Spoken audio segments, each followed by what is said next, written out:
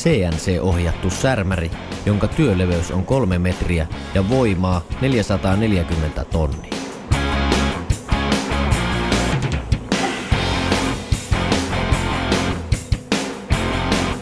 Kone on suunniteltu kulutusta kestävien ja lujien teräksien käsittelyyn.